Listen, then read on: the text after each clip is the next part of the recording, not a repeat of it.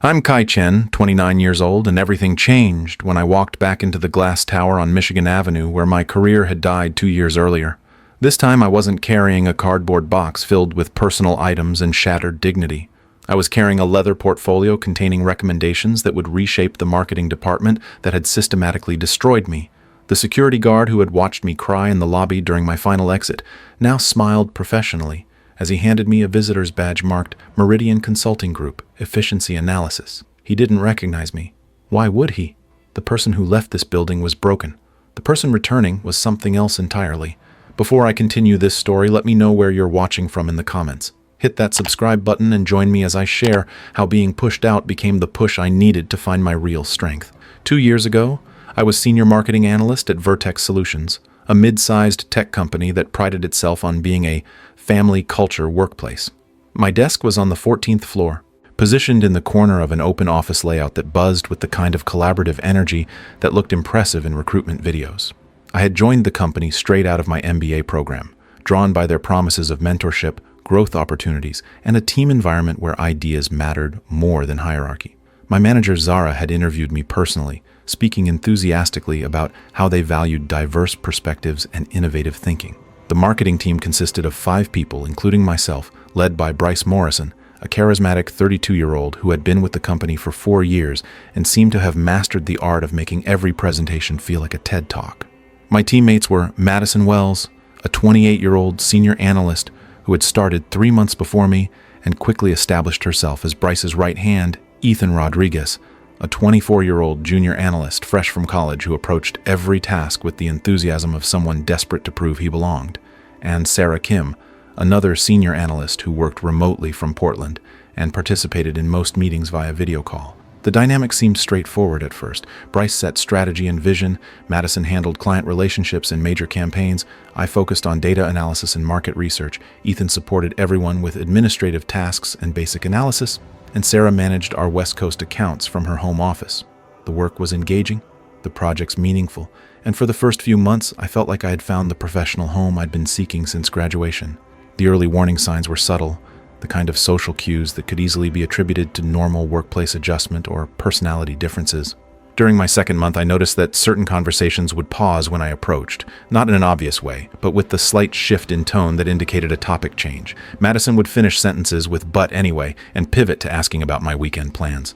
Bryce would smile broadly and include me in whatever discussion was happening, but I began to sense that I was hearing the second half of conversations that had more interesting first halves.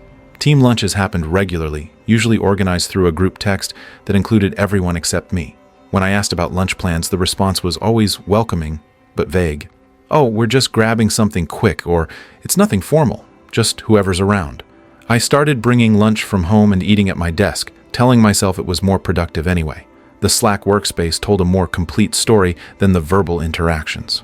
Our main channel was active with project updates, quick questions, and occasional friendly banter, but I began noticing gaps in communication. Moments where decisions seemed to have been made without the discussion I would have expected to see. Madison would reference conversations about campaign directions that I couldn't find in any channel. Bryce would make comments about client feedback that seemed to come from nowhere. When I asked for clarification, the responses were always helpful but carried an undertone that suggested I should have known already. "Oh, we talked about that in the hallway," or "I thought Sarah mentioned it during yesterday's stand-up." These explanations were plausible, but their frequency began to feel deliberate. The isolation wasn't dramatic enough to complain about, but it was consistent enough to notice. 3 months into my tenure, I discovered the number Vibes-Only channel by accident when Madison's computer screen was visible during a video call.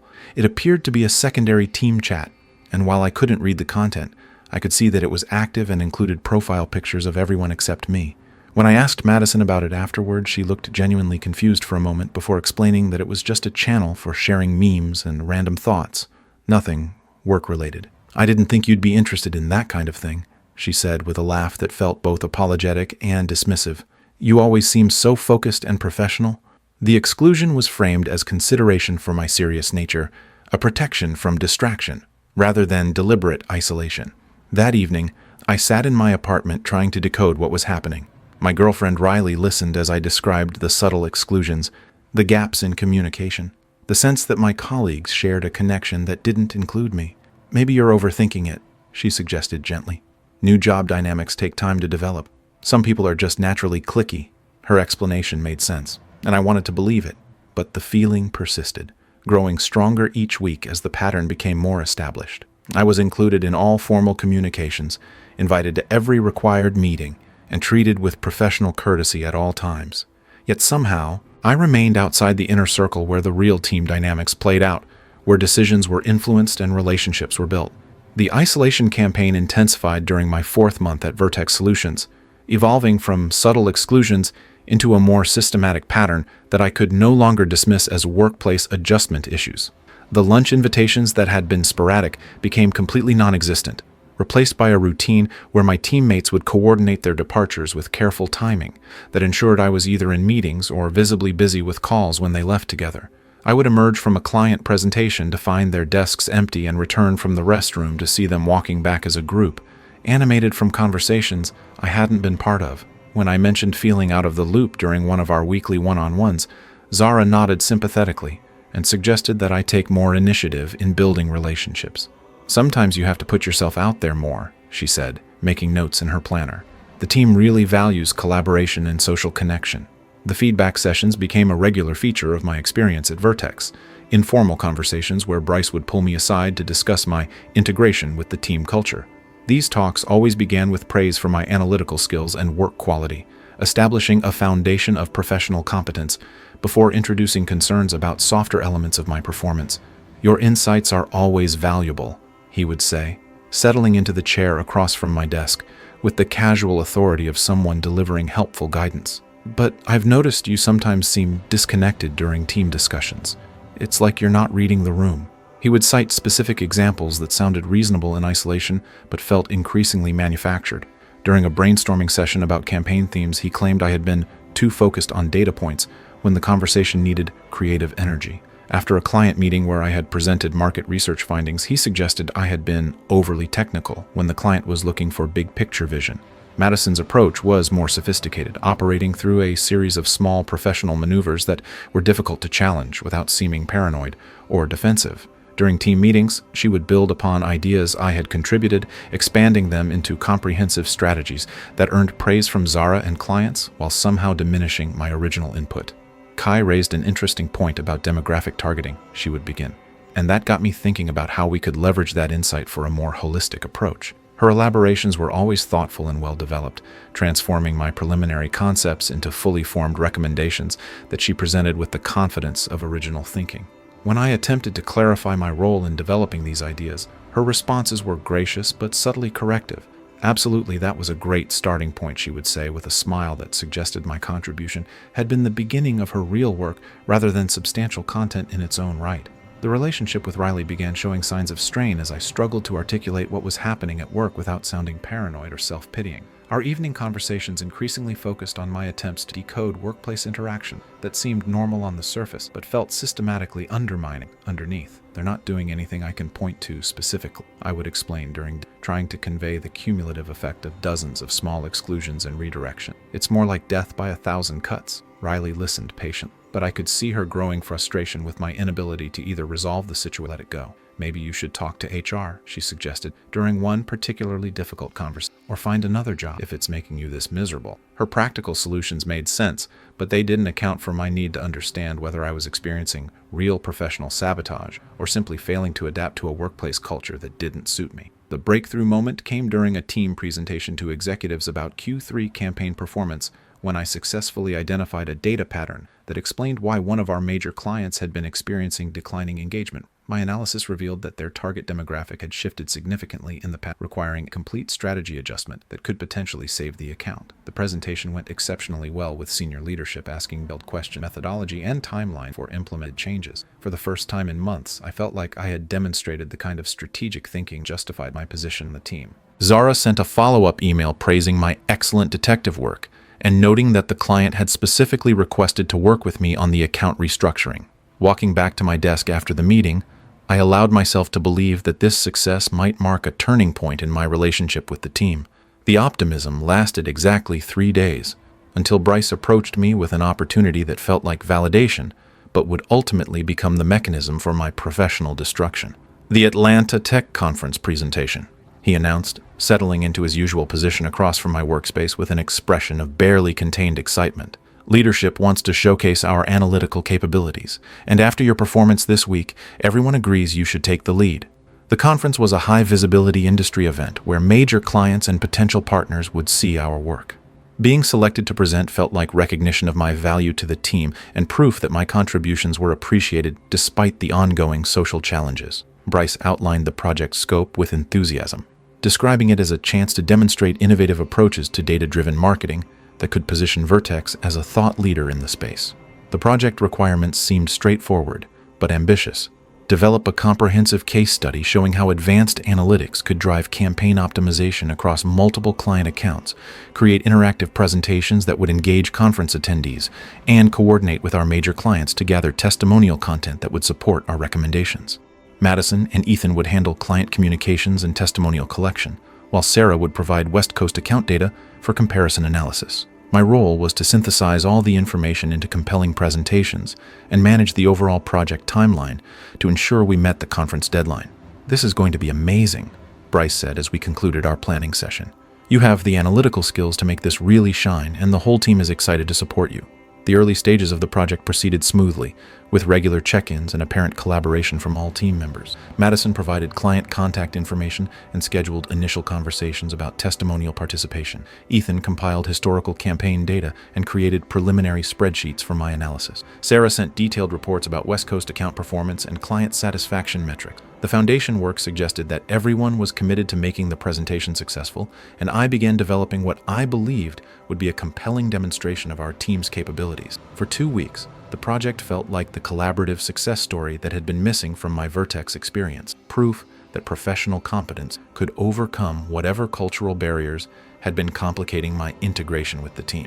Then the subtle sabotage began, implemented with such careful timing and plausible explanations that I didn't recognize it as deliberate until the damage was irreversible. The project sabotage began 3 weeks before the Atlanta Tech Conference, implemented with a precision that suggested careful planning rather than simple oversight or miscommunication. Madison's client testimonial collection, which had been proceeding smoothly through initial conversations and scheduling, suddenly encountered a series of complications that she reported with apologetic concern during our Monday morning check-in. "I'm so sorry, but Stevens Industries had to postpone their testimonial interview," she explained, reviewing her notes with a furrowed brow that conveyed appropriate frustration.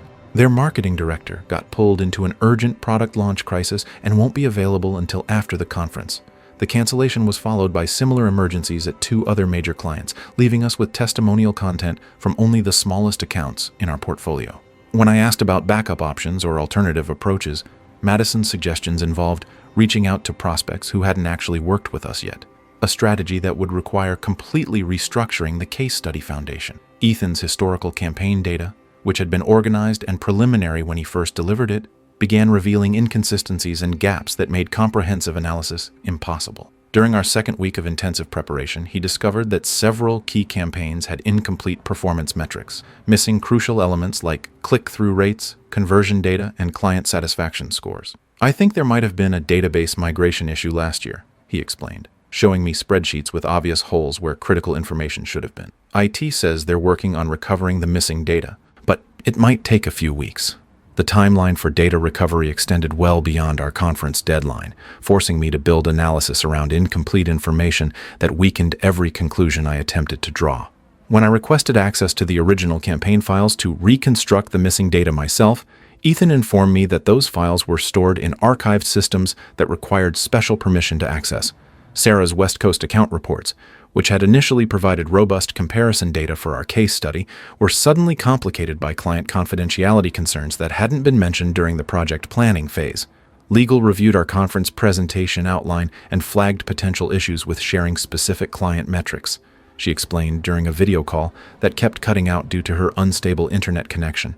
"We need to get formal approval from each client before we can use their data in external presentations."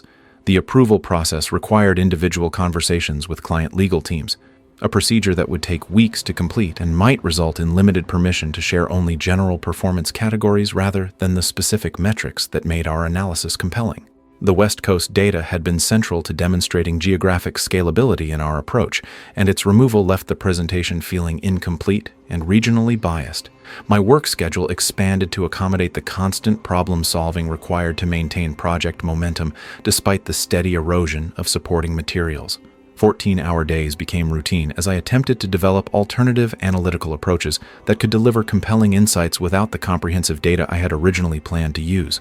I worked through weekends creating multiple presentation versions that could adapt to whatever testimonial content, historical data, and client information eventually became available. The office building was mostly empty during these extended hours, with only security guards and cleaning crews for company. As I sat at my desk, surrounded by printed reports, sticky notes outlining backup strategies, and multiple computer monitors displaying different versions of the same frustrating presentation. Riley's concerns about my work-life balance intensified as I missed dinners, canceled weekend plans, and responded to her conversations with distracted attention that signaled my mental preoccupation with solving an increasingly impossible puzzle. The client presentation disaster occurred exactly 1 week before the conference, during what should have been a routine run-through with our most important account, Morrison Tech Solutions, a software company that represented 30% of our revenue and had specifically requested to preview our conference presentation. I had developed what I believed was a compelling case study using the limited data available, focusing on strategic frameworks and analytical methodologies rather than specific client metrics. The presentation emphasized innovative approaches to market segmentation and campaign optimization, areas where Vertex had demonstrated genuine expertise despite the data limitations I was working around.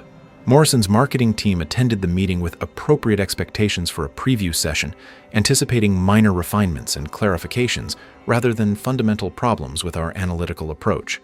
The disaster unfolded systematically as Morrison's executives identified gaps and inconsistencies that revealed the project's compromised foundation. "These demographic breakdowns don't match the reports we've been receiving," pointed out Jennifer Morrison, the company's CMO, reviewing slides that Ethan had assured me contained accurate historical data. "Our millennia segment performance has been consistently strong, but your analysis suggests declining engagement in that category." Her observation was correct, exposing data inconsistencies that I hadn't been able to verify due to the archive access limitations. Marcus Chen, their analytics director, questioned testimonial quotes that didn't align with their actual campaign experiences, revealing that Madison's limited client outreach had resulted in generic feedback rather than specific insights about our collaborative work. "This testimonial talks about social media optimization, but we've never run social campaigns through Vertex," he noted, his confusion evident and justified. The meeting concluded with Morrison's polite but firm decision to withdraw from conference participation, citing concerns about data accuracy and strategic alignment that they couldn't support publicly. "We value our partnership with Vertex," Jennifer explained as the meeting ended, "but we can't endorse analytical approaches that don't reflect our actual experience." Their withdrawal eliminated our largest case study example and removed the client testimonial that would have provided the most credibility for our conference presentation. Walking back to our office after the meeting, Bryce maintained professional composure while making it clear that the project failure was attributed to my planning and execution rather than the systematic data and support issues that had compromised the foundation from the beginning. The blame assignment happened swiftly and comprehensively during an emergency team meeting that afternoon, where my colleagues documented their contributions and highlighted the challenges they had attempted to address throughout the project timeline. Madison presented detailed records of her client outreach efforts, showing multiple attempts to gather testimonial content that had been complicated by client availability and legal restrictions beyond her control. Ethan provided documentation of his data requests to IT and legal teams, demonstrating that he had proactively identified archive access issues and pursued appropriate channels for resolution.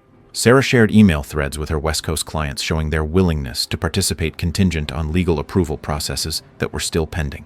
The documentation painted a picture of a team that had worked diligently to support a project that had failed due to poor planning and unrealistic expectations about data availability and client participation. The timeline was always aggressive, Bryce concluded, reviewing the project post-mortem with the measured tone of someone identifying lessons learned rather than assigning blame. But I think we underestimated how much coordination would be required to gather the comprehensive data Kai wanted to include. His summary positioned my analytical ambitions as the source of project complexity rather than acknowledging that the original scope had been developed collaboratively with full team input. The conference presentation was officially canceled, with leadership citing last-minute client scheduling conflicts rather than internal preparation failures. I spent the following week writing detailed explanations of what had gone wrong and why, documents that felt more like confessions than professional analysis, while my teammates returned to their regular responsibilities with minimal discussion of the project that had consumed 6 weeks of intensive effort. The breaking point came 3 days later when I overheard Madison and Ethan laughing in the break room about betting pools related to my professional survival. "I give it 2 more weeks," Madison was saying as I approached the coffee machine, unaware of my presence around the corner. The Morrison thing was pretty much the final nail. Ethan's response was quieter, but I caught enough to understand they were discussing whether I would be fired or resign voluntarily, treating my professional crisis as entertainment rather than the collaborative failure it actually represented. Their laughter continued as I stood frozen by the coffee machine, realizing that my weeks of 80-hour work schedules and desperate problem-solving had been observed not with sympathy or support, but with anticipation of my inevitable departure from a team that had systematically ensured my failure. The firing happened on a Tuesday morning in October, orchestrated with the kind of careful presentation that transforms deliberate termination into mutual understanding. Zara called me into her office at 9:30 a.m. after the morning rush, but before lunch planning began, a timing that felt calculated to minimize disruption to the team's daily rhythm. HR representative Janet Morrison sat across from Zara's desk with a folder that contained what I would later understand was documentation spanning months of performance concerns, feedback sessions, and incident reports that painted a comprehensive picture of someone struggling to meet basic job requirements. "We need to discuss some ongoing performance issues," Zara began, her voice carrying the practiced neutrality of someone who had rehearsed this conversation multiple times. "I think we've reached a point where we need to consider whether this role is the right fit for your career goals." The conversation proceeded through familiar territory, revisiting every feedback session, every project challenge, and every moment of team friction that had occurred over my 8 months at Vertex Solution. The Morrison Tech presentation failure was positioned as the culminating example of planning deficiencies and communication breakdowns that had been evident throughout my tenure, rather than the result of systematic support failures that had compromised the project foundation. Janet referenced specific incidents that I barely remembered, moments where my response to team dynamics had apparently been documented as examples of cultural misalignment and collaborative difficulties. "There's a pattern here," she explained, flipping through pages of notes that detailed my reactions to exclusion, my questions about missing information, and my attempts to clarify decision-making processes that had been happening outside my awareness. The documentation was thorough and professionally presented, framing every instance where I had expressed confusion or frustration as evidence of poor attitude and inability to adapt to workplace norms. My request for inclusion in the Number Vibes Only Slack channel was described as demanding access to optional social spaces, suggesting an inappropriate sense of entitlement to team social dynamics. My questions about lunch coordination were characterized as persistent attempts to insert herself into informal gatherings, implying behavior that made colleagues uncomfortable. My clarifications about idea ownership during meetings were labeled as defensive responses to collaborative feedback, indicating an inability to accept constructive criticism and team input. Each incident, which had felt like reasonable professional communication at the time, was recontextualized as part of a pattern of problematic workplace behavior. "We think it would be best for everyone if we structured this as a mutual decision," Zara concluded, sliding a separation agreement across her desk that outlined terms for my departure and transition responsibilities. "You're clearly talented, but sometimes positions just aren't the right cultural match, and that's okay." The phrase cultural fit had become a euphemism for personality-based termination, a way of ending employment without acknowledging specific performance failures or policy violations that might create legal complications. The agreement included 2 weeks of severance pay contingent on my completion of knowledge transfer responsibilities and my commitment to maintaining confidentiality about internal team dynamics and business practices. I signed the papers in Zara's office, my hands steady despite the surreal feeling that I was participating in the conclusion of someone else's career rather than my own. Walking to my desk to pack personal belongings while my teammates maintained focused attention on their computer screens felt like performing in a play where everyone except me knew the script. Madison offered helpful suggestions about box organization and expressed regret that things hadn't worked out differently, her tone carrying the appropriate mix of sympathy and professional distance. Ethan asked if I needed help carrying anything to my car, a gesture of courtesy that felt genuine, despite the betting pool conversation I had overheard 3 days earlier. Bryce was in a client meeting, avoiding the awkwardness of witnessing my departure, but he had left a note on my desk expressing appreciation for my contributions and best wishes for future endeavors. The interactions were professional and appropriate, designed to maintain workplace dignity while ensuring that my exit didn't disrupt the team dynamic that would continue without me. The discovery of their celebration came through LinkedIn 3 hours after I left the building, when Madison posted a group photo from Murphy's Tavern with the caption, "Cheers to new team energy and fresh starts." The image showed my former colleagues raising drinks in apparent celebration, their faces bright with the kind of genuine happiness that suggested relief rather than regret about recent workplace changes. Bryce had his arm around Madison's shoulders, both of them grinning at the camera with Ethan visible in the background, making an exaggerated thumbs-up gesture. The timestamp indicated the photo had been taken during lunch, meaning they had gone directly from watching me pack my belongings to toasting my departure. Comments from other Vertex employees expressed enthusiasm about team bonding and positive workplace culture, treating the gathering as a normal social event rather than recognizing its connection to my termination hours earlier. Riley's response to my firing was initially supportive, but quickly shifted toward questioning that felt like a continuation of workplace gaslight had just escaped. "Maybe this is actually a good thing," she suggested that evening as I sat on our couch staring at my severance paperwork. "If the culture was that toxic, better off." Her attempt at optimism was undermined by follow-up questions that suggested she had absorbed some of the narrative about my responsibility for the workplace conflict. "Do you think maybe you were trying too hard to fit in?" she asked during dinner the next night. "Sometimes when we want something too much, we come across as desperate or pushy." Her observations echoed the feedback I had received from Zara and Bryce, implying that my professional struggles resulted from personality defects rather than systematic workplace manipulation.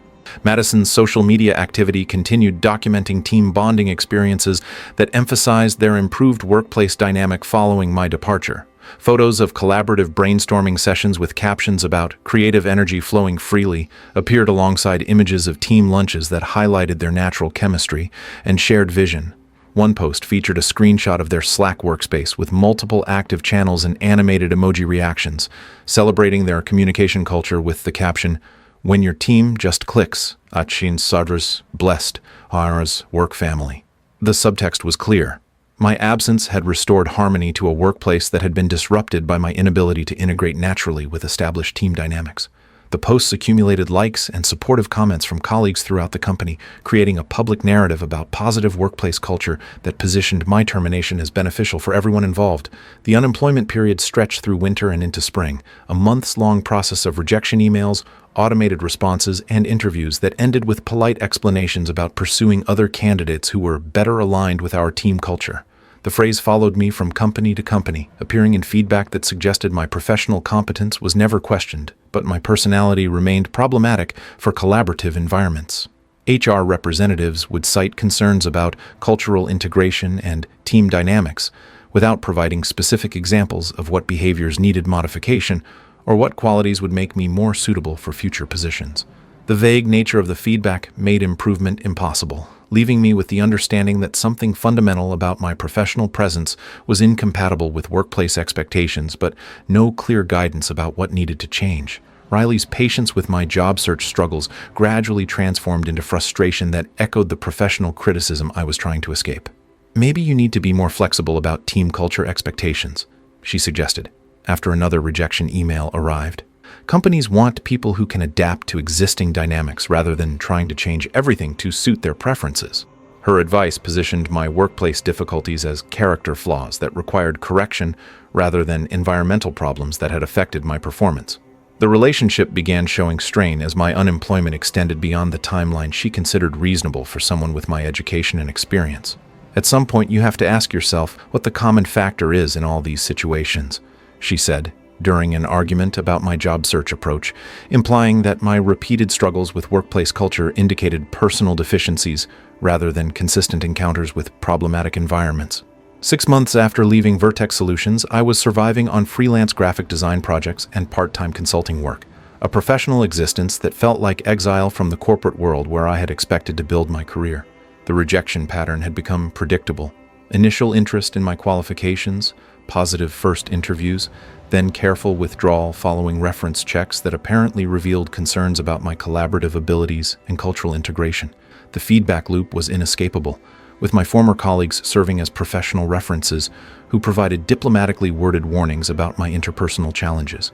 I began to accept that my corporate career might be permanently damaged by whatever reputation had been established during my 8 months at Vertex. A possibility that felt both unjust and irreversible given the systematic nature of the workplace manipulation I had experienced but couldn't prove or explain to potential employers. The freelance work began as survival strategy, small graphic design projects that paid enough to cover rent, while I continued applying to corporate positions that increasingly felt out of reach. A former college classmate referred me to a local nonprofit that needed help updating their donor materials, work that paid barely above minimum wage but offered the psychological relief of productive activity during days that otherwise stretched endlessly between job applications and rejection emails. The project involved redesigning their annual report and creating digital materials for fundraising campaigns. Straightforward tasks that reminded me why I had enjoyed marketing work before the interpersonal complications at Vertex had overshadowed everything else. Working alone in my apartment, communicating with clients through email and occasional phone calls, I rediscovered the satisfaction of completing projects without navigating team dynamics or decoding hidden workplace politics. The nonprofit work led to referrals from other organizations that needed similar services, creating a small but steady stream of design projects that gradually expanded into basic consulting work. A community health center asked me to analyze their outreach campaign effectiveness after seeing improvements in the nonprofit's donor engagement following my material redesign. The analysis required skills I had developed at Vertex, examining demographic data and campaign performance metrics to identify opportunities for better resource allocation and message targeting. Working independently, without the pressure of team collaboration or cultural integration, I found myself able to focus entirely on the analytical work that had always been my strength. The recommendations I developed were implemented successfully, resulting in a 20% increase in community program participation and a client testimonial that praised my strategic thinking and practical approach to problem solving. Riley's attitude toward my freelance work reflected the broader cultural assumption that independent consulting represented professional failure rather than deliberate career choice. "This is supposed to be temporary, right?"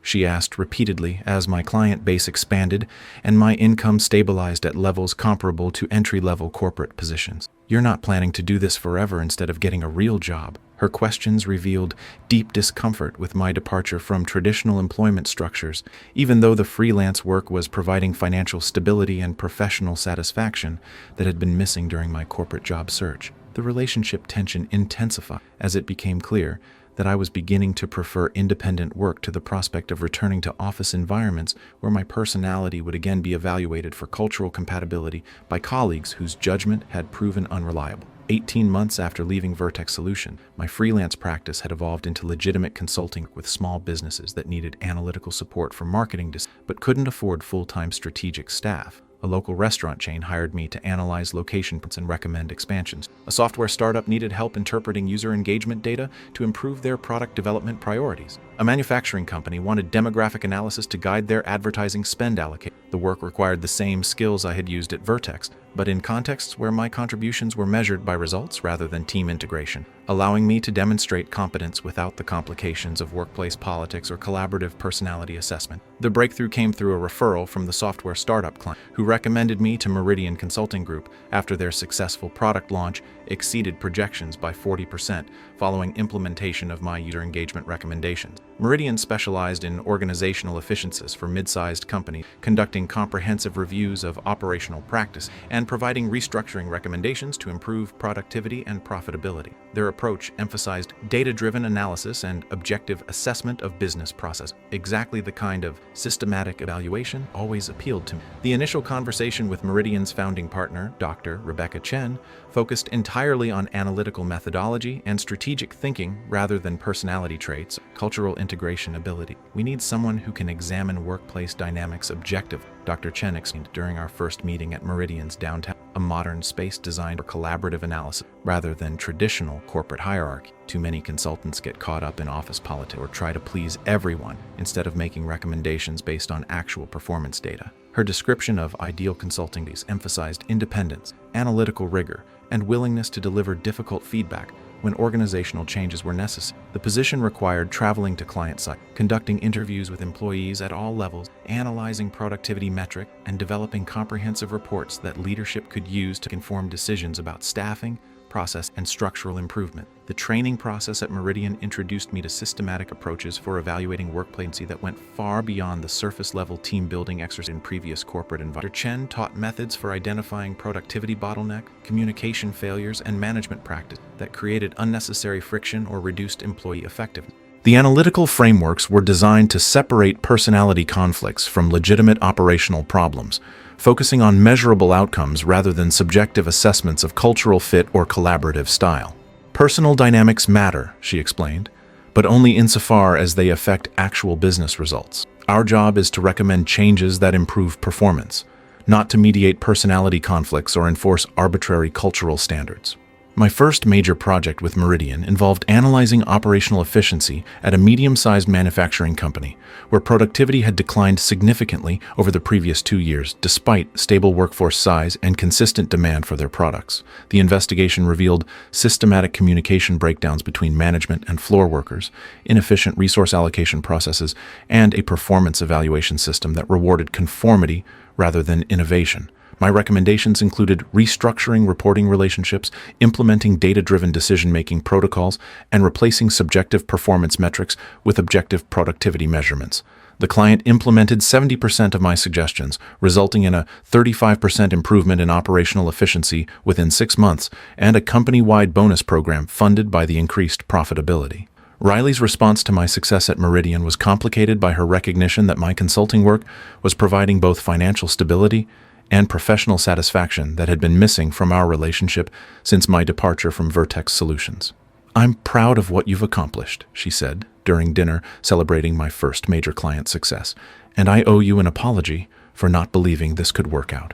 Her acknowledgement of the pressure she had applied during my unemployment period opened conversations about how the workplace trauma at Vertex had affected not just my career confidence, but our relationship dynamics.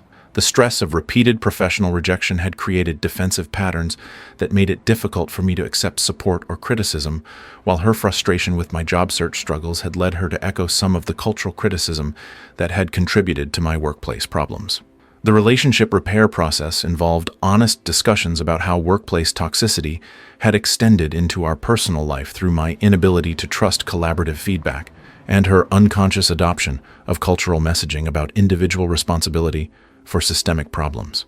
"I started thinking maybe there was something wrong with how you approached work relationships," she admitted, "because that seemed easier than accepting that entire workplaces could be that manipulative."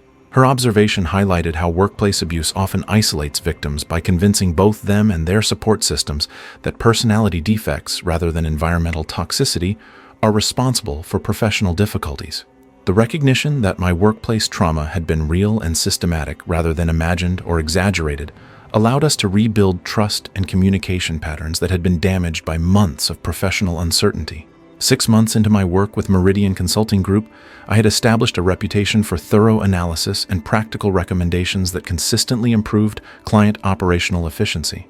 Dr. Chen began assigning me to larger projects with more complex organizational problems, including companies where previous consulting efforts had failed due to resistance from entrenched management or dysfunctional team dynamics. My experience with workplace manipulation at Vertex had developed skills for recognizing systematic behavioral patterns and identifying sources of organizational dysfunction that weren't immediately obvious from surface-level observation. The ability to analyze workplace toxicity objectively without being personally affected by the politics or manipulation became one of my strongest consulting competencies. The call that would change everything came on a Thursday afternoon in late spring, when Dr. Chen asked me to join her in the conference room for discussion about a new client engagement. "We've been contacted by a company that's experiencing significant productivity decline in their marketing department," she explained, reviewing preliminary information about operational challenges and employee turnover. They were recently acquired by a larger corporation that wants comprehensive efficiency analysis before making structural decisions about the division. The client company name was familiar, but it took several minutes of reading through the background materials before I realized that the marketing department requiring efficiency analysis was located at Vertex Solutions, the company where my career had been systematically destroyed 18 months earlier by colleagues who had celebrated my departure with drinks and social media posts about improved team energy. Walking through the glass doors of Vertex Solutions 18 months after my termination felt like entering a building that existed in 2 different timelines simultaneously. The lobby looked identical to my memories, with the same modern furniture arrangement and motivational posters about innovation and collaboration that had once inspired optimism about my career prospects. The security guard was different, a younger woman who processed my visitor credentials efficiently, while I suppressed the urge to mention that I had once worked here, that these halls had been the site of my professional destruction and subsequent rebirth. My visitor badge read, Meridian Consulting Group, Efficiency Analysis, words that carried authority I hadn't possessed during my previous tenure as an employee desperate for acceptance and cultural integration. The elevator ride to the 14th floor provided time to prepare mentally for encounters with colleagues who had systematically undermined my work and celebrated my departure as a victory for workplace harmony. Dr. Chen had briefed me thoroughly about maintaining professional objectivity during client engagements, emphasizing that personal history with organizations or individuals should never influence analytical conclusions or recommendations. Our credibility depends on data-driven assessment, she had reminded me before this assignment began. Whatever happened in your previous professional relationships, this analysis needs to focus exclusively on current operational efficiency and productivity metrics. Her guidance was both practical advice and personal challenge, requiring me to evaluate my former tormentors with the same systematic objectivity I applied to any dysfunctional workplace dynamics. The conference room where Meridian would be conducting interviews and presenting findings was the same space where I had delivered my final disastrous presentation to Morrison Tech Solutions, where months of systematic sabotage had culminated in professional humiliation that justified my termination.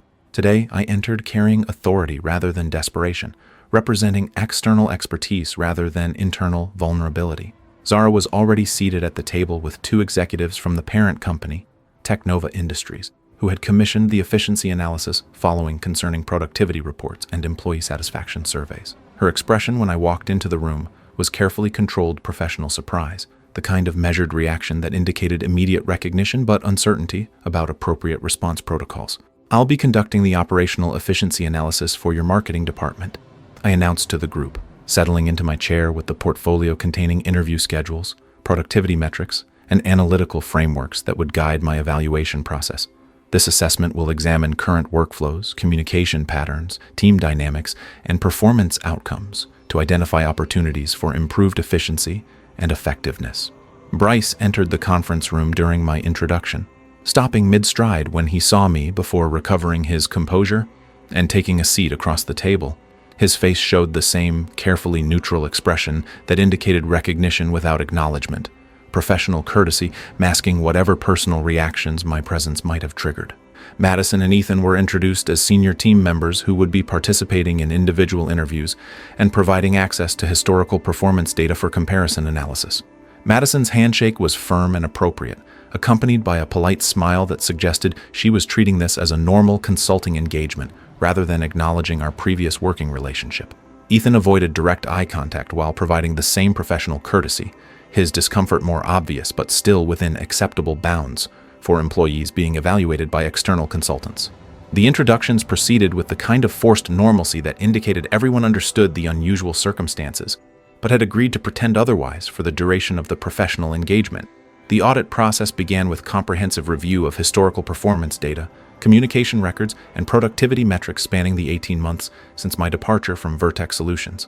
The parent company had provided access to Slack workspaces, email archives, project documentation, and client satisfaction surveys that revealed patterns invisible during my previous tenure as an internal employee. The Number Vibes-only channel that had excluded me was documented in the communication archives, showing months of conversations about client strategies, project planning, and team decisions that had occurred outside formal business channels. The systematic exclusion I had experienced was preserved in digital records that demonstrated deliberate information control rather than casual social interaction. Client satisfaction data revealed declining performance across multiple accounts following my departure, with specific complaints about analytical depth and strategic insight that had previously been strengths in client relationships. The Morrison Tech Solutions account, which had rejected my conference presentation and withdrawn from our partnership, had been lost entirely 6 months after my termination, when their demands for data-driven marketing analysis couldn't be met by the remaining team members. 2 other major clients had reduced their contract scope, citing concerns about strategic direction and analytical support that no longer met their business needs. The productivity decline was measurable and significant, contradicting the narrative of improved team energy and workplace harmony that had justified my termination. Project documentation showed systematic problems with data collection, client communication, and analytical methodology that had persisted and worsened since my departure. The Atlanta Tech conference presentation that had been canceled due to my planning failures was archived with supporting materials that revealed the systematic sabotage I had suspected but couldn't prove during my employment. Email threads between Madison, Ethan, and external vendors showed deliberate delays in data delivery, intentional scheduling conflicts that prevented client testimonial collection, and coordination problems that had been designed to ensure project failure while maintaining plausible deniability about individual team member contributions. The individual interviews provided opportunities to observe team dynamics and communication patterns that revealed deep-seated dysfunction masked by surface-level professional courtesy. Bryce's interview consisted largely of deflecting responsibility for declining client satisfaction onto external market factors and increased competition, avoiding acknowledgement of internal operational problems that data clearly documented. His responses to questions about team collaboration and analytical capabilities were vague and defensive, suggesting awareness that current performance levels were inadequate but unwillingness to examine specific causes or solutions. When asked about previous team members who might have contributed valuable skills, his answers were diplomatically dismissive, characterizing my departure as beneficial for team cohesion despite evidence of declining productivity. Madison's interview revealed sophisticated understanding of client relations and campaign management combined with significant gaps in analytical skills that had been masked by appropriating others' work during my employment period. Her responses to technical questions about data analysis and strategic assessment were superficial, relying on buzzwords and general concepts rather than specific methodologies or frameworks. When pressed for examples of innovative analytical approaches or strategic insights, she referenced work that I recognized as concepts I had developed and she had appropriated during team meetings. The pattern of intellectual theft was apparent to someone familiar with the original ideas, but would have been invisible to observers who hadn't witnessed the systematic credit reassignment that had occurred during my tenure.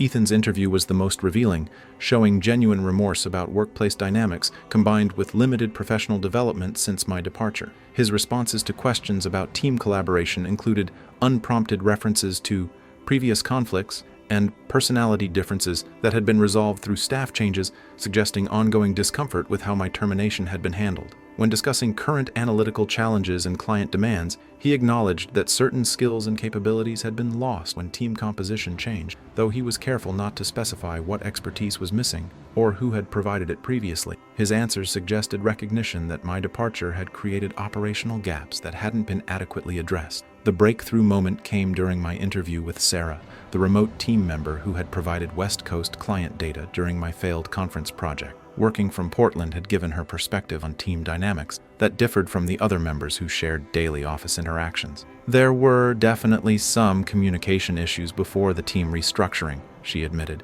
when asked about historical collaboration. Some people were being excluded from important discussion, and there was a lot of information sharing happening outside official channels. Her willingness to acknowledge systematic exclusion provided external validation of the workplace manipulation I had experienced, though she was careful to frame it as past problems that had been resolved rather than deliberate misconduct by specific individuals. Zara's interview revealed weak management practices that had enabled team dysfunction while avoiding responsibility for addressing workplace problems directly. Her responses focused on cultural fit concerns and personality conflicts that had required difficult decisions about team composition. Language that confirmed my termination had been framed as personality-based rather than performance-related. When presented with data showing declining productivity and client satisfaction following my departure, her explanations emphasized external factors and market changes rather than acknowledging potential connections between staffing decisions and performance outcomes. Her management approach appeared to prioritize conflict avoidance over operational effectiveness, allowing interpersonal manipulation to drive business decisions without systematic evaluation of actual performance impact. The final piece of evidence came from client feedback surveys and contract renewal data that documented measurable decline in service quality and strategic value following changes in team composition. Morrison Tech Solutions had provided detailed feedback about analytical capabilities that were no longer available, specifically mentioning depth of data analysis and strategic insight that had been valuable during earlier phases of their partnership with Vertex. Other clients had noted similar concerns about reduced analytical support and strategic guidance, with 3 major accounts choosing not to renew contracts due to service quality issues that hadn't existed during my employment period. The pattern was clear and documented. My termination had removed analytical capabilities that were essential for client satisfaction and business success. Sitting in my hotel room that evening, reviewing interview notes and performance data that told the complete story of what had happened during my employment and after my departure, I felt a mixture of vindication and professional satisfaction that had nothing to do with personal revenge. The systematic manipulation I had experienced was documented in company records. The decline in performance following my termination was measurable and significant, and the team dysfunction that had driven my departure was continuing to damage business operations. Tomorrow's presentation to Technova executives would be based entirely on objective analysis and data-driven recommendations, but the conclusions would fundamentally restructure the marketing department that had treated my professional destruction as entertainment worthy of celebration. The presentation to Technova Industries executives took place in the same conference room where I had been introduced as Meridian's efficiency analyst. But the atmosphere was markedly different, with 5 senior managers from the parent company now occupying seats around the polished table. Dr. Chen had flown in specifically for this final presentation, understanding that the recommendations would involve significant organizational restructuring and personnel decisions that required Meridian's full authority behind the analysis. I opened my laptop and connected to the projection system, displaying the title slide that read, Vertex Solutions Marketing Department, Operational Efficiency Analysis and Restructuring Recommendations. The irony of presenting strategic recommendations about my former workplace wasn't lost on me, but my focus remained entirely professional, centered on data-driven conclusions that would improve business outcomes regardless of personal history. The performance data told a comprehensive story that required no editorial commentary or subjective interpretation to demonstrate serious operational problems within the marketing department. Client satisfaction scores have declined 38% over the past 18 months, I began, displaying charts that showed measurable deterioration across multiple performance categories. Contract renewal rates have dropped from 87% to 62% during the same period, with 3 major accounts specifically citing concerns about analytical support and strategic depth. The executives took notes as I presented client feedback verbatim, including Morrison Tech Solutions' detailed explanation of why they had terminated their partnership with Vertex after 4 years of successful collaboration. The pattern was consistent across multiple accounts. Clients valued data-driven analysis and strategic insight that was no longer being provided at previous quality levels. Productivity metrics revealed internal dysfunction that had worsened significantly since the team restructuring that resulted in my termination 18 months earlier. Project completion timelines have increased by an average of 43%, I continued, showing workflow analysis that documented systematic inefficiencies in campaign development and client deliverable production. Communication breakdowns between team members and clients have increased complaint incidents by 60%, with most issues stemming from inadequate analytical preparation and strategic planning. The data painted a picture of operational decline that contradicted any narrative about improved team dynamics or workplace harmony following personnel changes. Technova's acquisition of Vertex had been based partly on the marketing department's reputation for analytical excellence, a capability that had clearly deteriorated. The individual team member assessments were presented with clinical objectivity, focusing on skill gaps and performance issues rather than personality traits or interpersonal dynamics.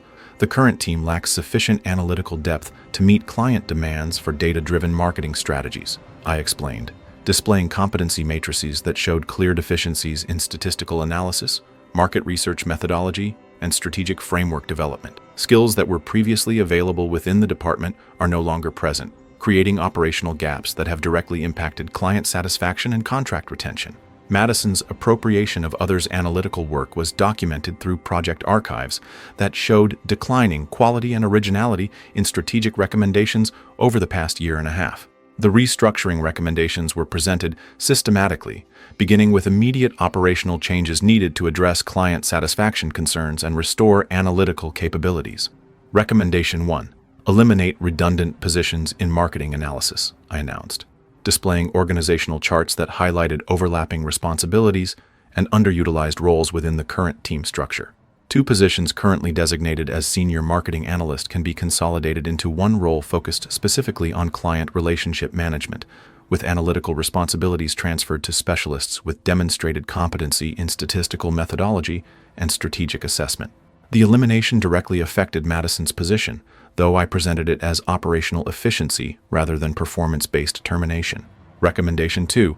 Restructure team leadership to align with client service priorities, I continued, showing leadership assessment data that documented Bryce's declining effectiveness in managing client relationships and analytical project oversight. Current team lead responsibilities should be redistributed to emphasize hands-on project management and direct client interface, with strategic planning and analytical oversight transferred to senior consultants with proven track records in data-driven marketing analysis. The demotion was framed as organizational optimization designed to improve client outcomes rather than disciplinary action, though the practical effect was removal of Bryce from his position of authority over analytical team members. The third recommendation addressed systematic communication problems that had contributed to project failures and client dissatisfaction. Implement comprehensive performance tracking systems with transparent metrics for project completion, client satisfaction, and analytical quality, I explained, displaying framework proposals that would eliminate the hidden communication channels and informal decision-making processes that had enabled workplace manipulation during my previous employment. All strategic discussions and project planning should be documented through official channels with clear accountability for deliverables and timeline management. The system would prevent the kind of systematic exclusion and credit appropriation that had characterized team dynamics during my tenure. The individual meetings that followed the main presentation provided opportunities for private conversations with each team member about their specific roles in the restructured organization. Bryce's meeting was scheduled first, a 15-minute conversation where I explained his transition from team leadership to senior account management with reduced analytical responsibilities and direct reporting to external project managers. This restructuring reflects Technova's priorities for client service and operational efficiency, I told him, maintaining professional neutrality despite the personal satisfaction of delivering news about his demotion. Your experience with client relationships will be valuable in a more focused role that doesn't include strategic oversight responsibility. His response was professionally appropriate but clearly strained, accepting the role change while asking questions about decision-making authority and project autonomy that indicated awareness of his reduced organizational status. Madison's meeting involved discussion of position elimination and transition planning, a conversation that required careful attention to legal and human resources protocols while delivering news about her termination. The consolidation of analytical roles means your current position will be eliminated as part of the efficiency restructuring, I explained, providing documentation about severance packages and transition timelines that Technova had approved based on Meridian's recommendations. Your skills in client communication and campaign coordination are valuable, but the analytical components of your role will be handled by specialists with more advanced technical backgrounds. Her anger was barely controlled beneath professional courtesy, with pointed questions about the fairness of eliminating positions held by long-term employees while bringing in external consultants to handle work she claimed to understand thoroughly. Ethan's meeting was the most positive interaction of the day, as my recommendations included retaining his position with expanded responsibilities and professional development opportunities designed to address skill gaps that had been identified during the efficiency analysis. You've shown willingness to acknowledge operational problems and interest in improving analytical capabilities, I told him, reviewing a development plan that included training in statistical analysis and strategic planning methodologies. This restructuring includes investment in your professional growth to ensure the department has internal expertise for client analytical needs. His relief was obvious and genuine, accompanied by unprompted apologies for workplace dynamics during my previous employment that suggested ongoing guilt about his participation in systematic exclusion and workplace manipulation. Zara's meeting addressed management structure changes that would reduce her direct oversight of analytical work while maintaining her administrative responsibilities for team coordination and resource allocation. The restructuring includes external consulting support for strategic analysis and client relationship management, I explained, outlining a modified reporting structure that would limit her ability to make personnel decisions based on cultural fit assessments rather than performance metrics. Your role will focus on operational administration and team resource management, with analytical project oversight transferred to senior consultants with specialized expertise. The change represented significant reduction in her organizational authority, though it was presented as efficiency optimization rather than performance-based demotion. 6 months after implementing the restructuring recommendations, I received a follow-up report from Technova showing measurable improvements in marketing department performance across all categories that had been problematic during my initial analysis. Client satisfaction scores had increased 42%, with Morrison Tech Solutions renewing their contract after receiving analytical support that met their strategic planning requirements. Project completion timelines had returned to industry standards, and communication problems between team members and clients had been eliminated through the transparent tracking systems that prevented informal decision-making and information exclusion. The department was generating revenue that justified Technova's acquisition investment, validating the analytical approach that had been systematically undermined during my original employment. The personal aftermath of the consulting engagement was surprisingly anticlimactic. lacking the dramatic confrontation or emotional catharsis that might have been expected from professional revenge scenario. Bryce had left Vertex within 3 months of his demotion, accepting a position at a smaller company where his reduced responsibilities were apparently more acceptable than remaining in his restructured role. Madison's LinkedIn profile showed unemployment lasting 8 months before finding work at a significantly smaller organization with limited analytical responsibilities and reduced compensation. Ethan had thrived in his expanded role, completing professional development training and receiving positive client feedback that suggested genuine growth and improved capabilities. The outcomes felt like natural consequences of organizational optimization rather than personal justice, though the vindication was personally satisfying. Riley and I celebrated the consulting success quietly, recognizing that my professional rehabilitation was complete, but understanding that the real victory was building analytical capabilities that created value for clients, rather than seeking revenge against colleagues who had wronged me. "You turn something horrible into expertise that helps other people," she observed during dinner celebrating the Technova contract completion. "That's better than just getting even." The experience had taught me that systematic workplace manipulation could be identified and addressed through objective analysis, providing skills that made me valuable to organizations dealing with similar dysfunction. My reputation at Meridian Consulting Group was built on the ability to recognize and correct toxic workplace dynamics, competency that had emerged directly from surviving them during my employment at Vertex Solutions. 2 years after walking back into Vertex Solutions as a consultant, rather than a terminated employee, I established my own consulting firm specializing in organizational efficiency analysis and workplace culture assessment. The business model focused on helping companies identify systematic dysfunction that impacted productivity and client satisfaction, using analytical frameworks that separated legitimate operational problems from personality conflicts and interpersonal politics. My first major client was a technology company where marketing team productivity had declined following personnel changes, a situation remarkably similar to what I had experienced and analyzed at Vertex. The ability to provide objective assessment of workplace manipulation and systematic exclusion had become a specialized expertise that generated both professional success and personal satisfaction, proving that survival of workplace trauma could be transformed into valuable competency for helping others facing similar challenges.